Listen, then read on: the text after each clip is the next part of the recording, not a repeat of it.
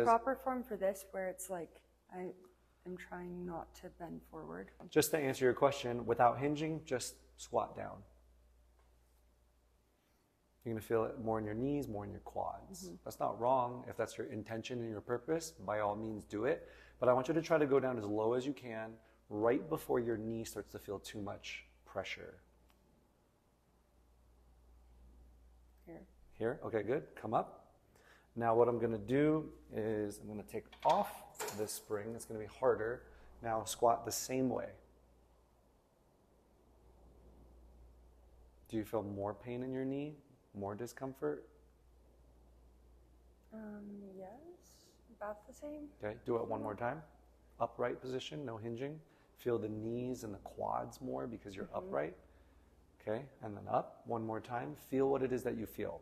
How do your quads feel? How do your knees feel? Does it feel like a sharp pain? Does it feel tight? Does it feel like too much pressure? Then I'll add on a second spring to help you. Don't move the carriage, and then do the same type of squat. Does the knee feel better? Does the range of motion? How does anything feel? And then let's have a combo. Everything feels better.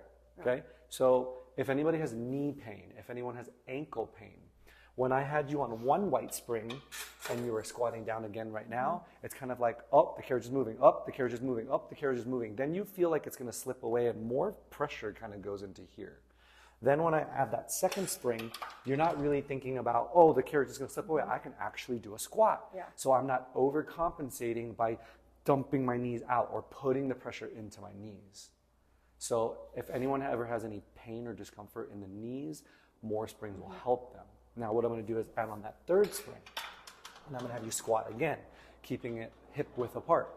What you're going to start to feel is equal inner thighs and outer thighs, because now when you're trying not to move the carriage, it's trying to shut in a lot faster.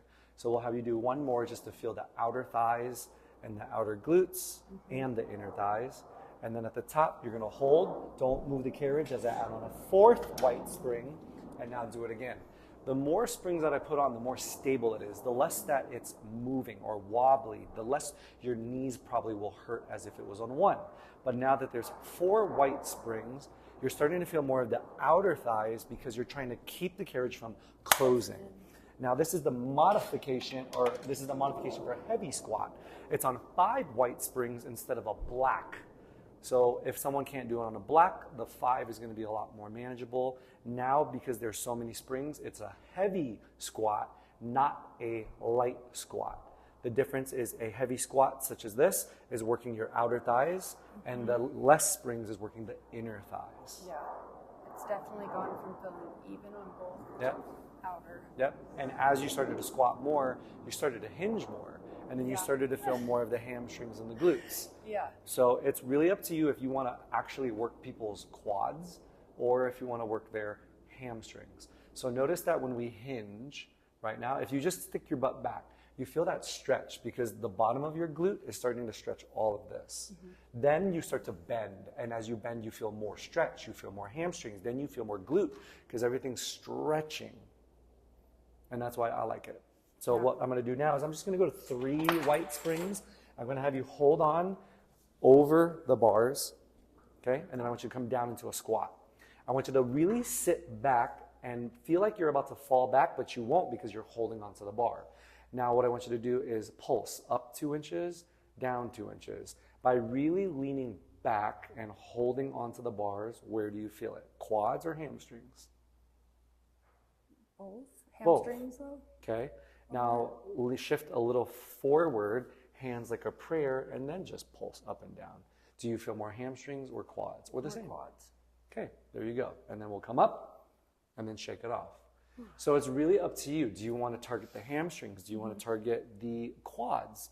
So if we don't hold on and don't lean back, more of the weight is forward to keep us from falling back. But by holding on and leaning back and really using those fingertips to not fall back, then you can really load and sit back and down a little bit more. Now what I want you to do is bring your right foot over the strap of the carriage. And immediately when I remove these, you already feel it, right? It's harder. So remember, light spring exercises, the more you move your feet away from the springs, the harder it's going to be, the more slippery, the more wobbly. Because if you put your foot back into the front, it feels a little bit more stable because your feet are closer together, and because when your foot is closer to the springs, it's heavier. And as soon as you just move it here, you're gonna immediately feel like whoosh. Yeah. It's so different. So we'll go back to feet in between the straps, toes slightly turned out by 1 hour, and hands wherever you prefer, and hinge with a squat. Send the glutes back, feel the hamstring stretch, and then lower down, and then push through both your heels to come up. Now, as you continue, I'm gonna go in front of you and show you what I normally see if someone's doing it wrong. If someone hinges, and then you see that arch in my back like this, they need to draw the belly button to spine, but you're doing great.